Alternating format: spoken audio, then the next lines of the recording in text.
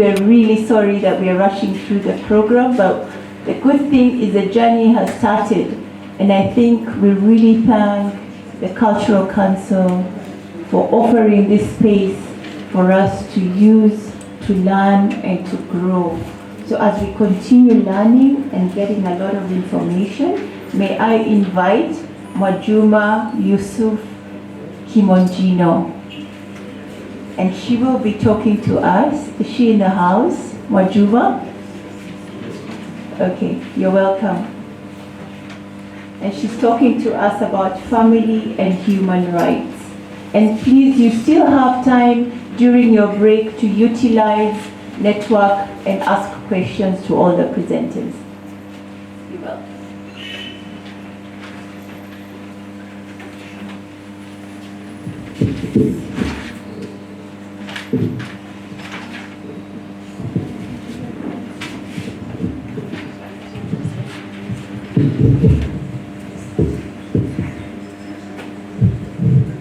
Thank you so much for the opportunity. Once again, I don't know if it's good morning. Still good morning. Good morning, everyone. Assalamu alaikum. His Excellency Ambassador of the Islamic Republic of Iran, Dr. Ali Ghulamapur, Dr.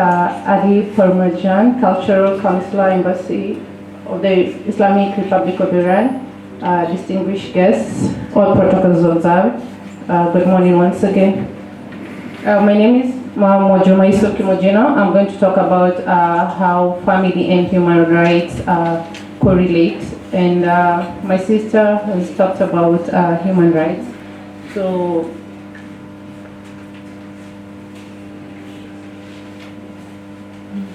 just proceed to the first slide.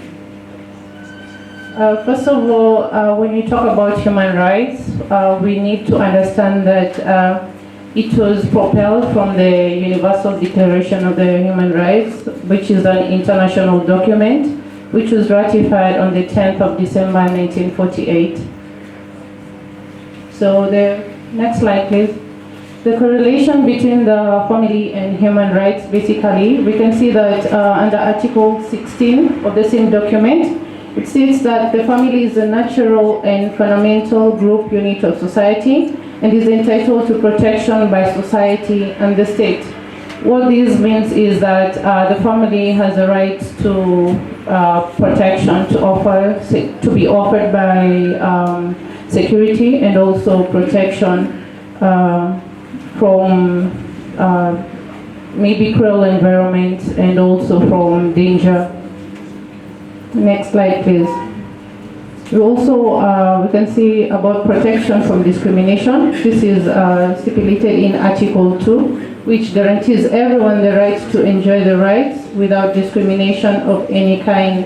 When you talk about discrimination, we can see that it's very clear when you talk about family. What we see in a family is that a family is a basic unit which entails the father, mother, but now because of the dynamic changes in the global setup, we can see the family is changing day by day. And when you talk about discrimination, we can see that people are being discriminated in terms of gender, especially the women.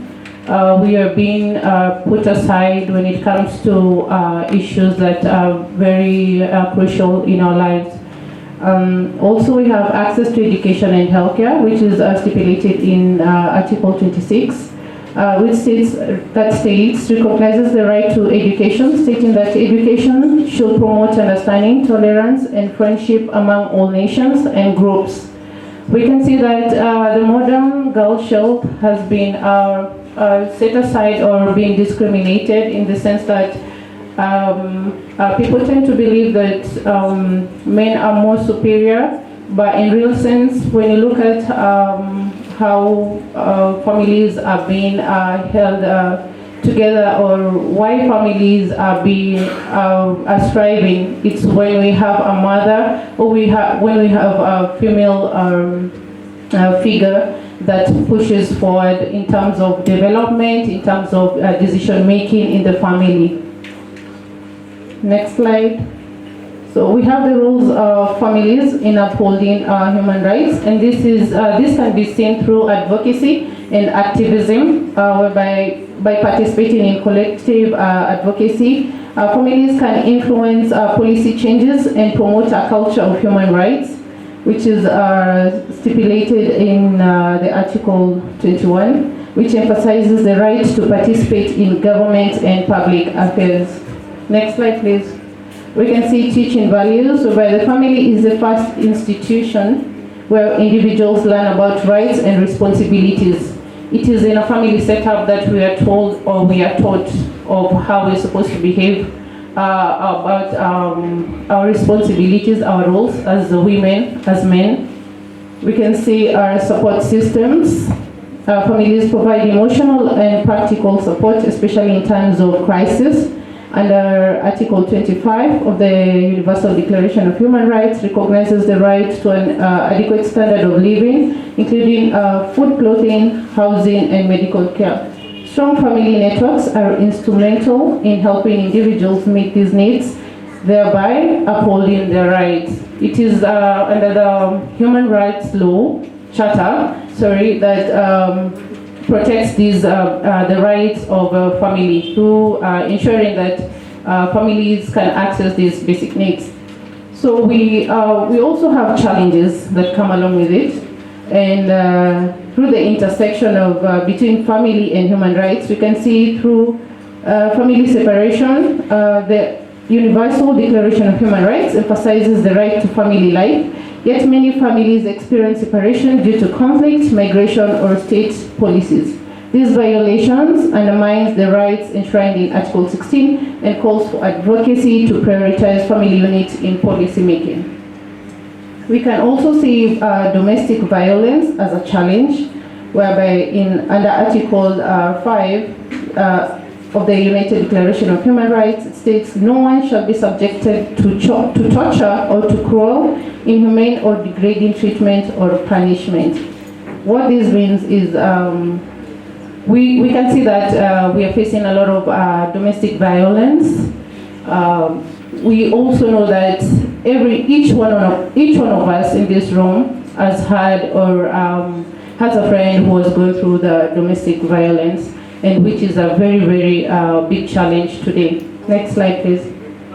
We can also see cultural norms as a challenge, because whereby we have human rights, it's a legal entity. And when we talk about family is based on culture.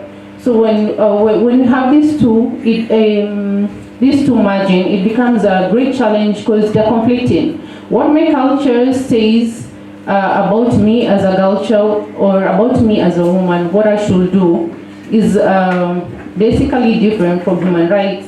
What human rights says that equal rights. When we talk about family and the cultural aspect of it, there's no equality. We have the different gaps or different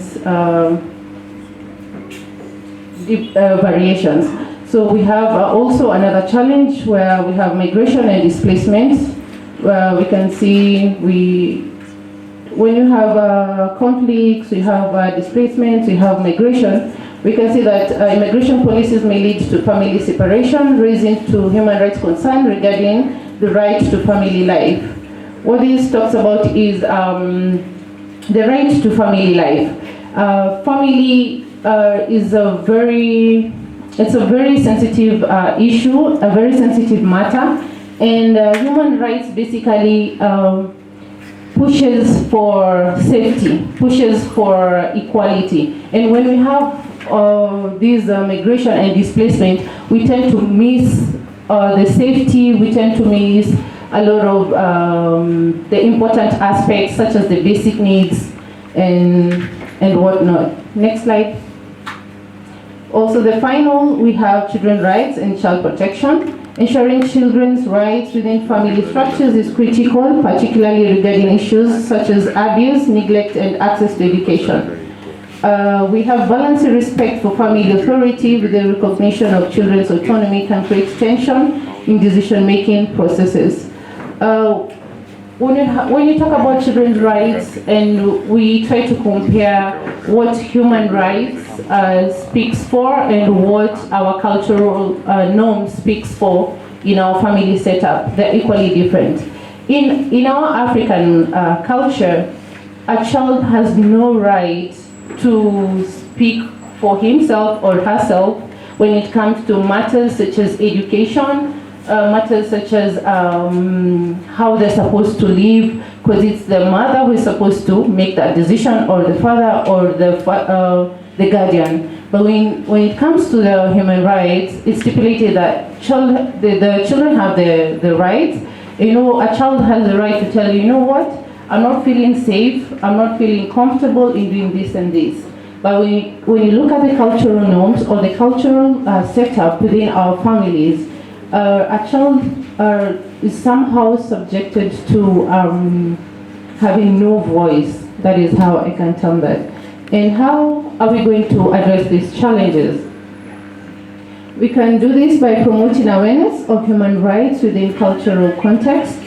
We can also strengthen legal frameworks and ensuring enforcement, supporting community-led initiatives that respect both cultural practices and human rights. We can also do this through enhancing access to education and resources for vulnerable populations.